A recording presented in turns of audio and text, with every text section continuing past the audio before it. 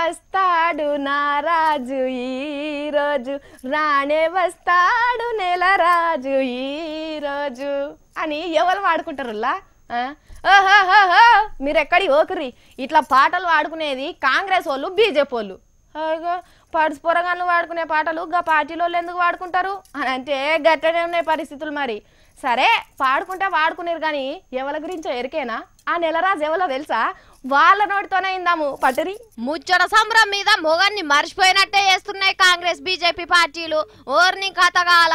ఉన్న పార్టీ గురించి ఆలోచనలు మర్చి అవతలింటి సంసారంలో లొల్లిలేమైతున్నాయో అని చూసుకుంటా చేరిండ్రు మొన్ననే చెప్పిండు కదా survey Satyanarayana sir Harish Rao sir KTR sir నిండా ముంచి బయటకు వస్తే చెయ్యిచ్చి మీదికి లేవడతామని ఆగో దాని మీద ఇయ్యాలి ఇంకింత ఇప్పి చెప్పిండు అందరు ఇప్పుడు హరీష్ కావాలని కోరుతున్నట్టు మాకు సమాచారం ఒకవేళ నిజంగానే చేసుకుంటే మేము సపోర్ట్ చేస్తాం మాదేముందే ఇప్పుడే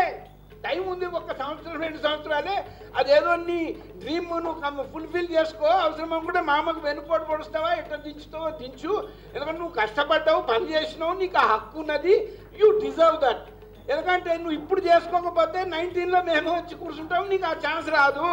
కాబట్టి చేసుకో అంటున్నాము అబ్బర నాయన గింత వివరంగా చెప్పేటోళ్ళు ఎవరన్నా ఉంటారా ఆలోచనలు లేని వాళ్ళకు కూడా కొత్త ఆలోచనలు పుట్టించేటట్టు పెడుతున్నారు ఇక జగ్గారెడ్డి సార్ అయితే ఇంకో అడుగు ముంగటికేసి వాళ్ళ ఇంట్లో ఉండి ఇన్నట్టే చెప్పుకొచ్చిండు ముచ్చట టీఆర్ఎస్ పార్టీలో మొదటి నుంచి కూడా హరీష్ రావు కీలక పాత్ర పోషించిండు దురదృష్టం మీద హరీష్ రావు ఏంటంటే అధికారంలోకి రావడం వల్ల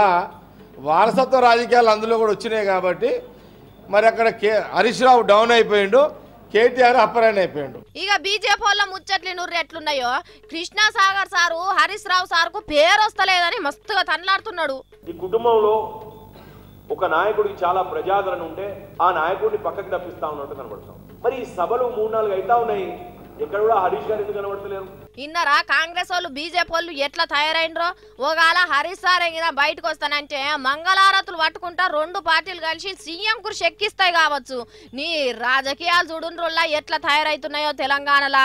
అయ్యలు అవ్వలు ఎవ్వలో వస్తారు ఏమో చేస్తారనే ఆశలు ఇడిచిపెట్టి ముందుగా మందిర పరపతి పెంచుకునే పని చేయండ్రు సార్లు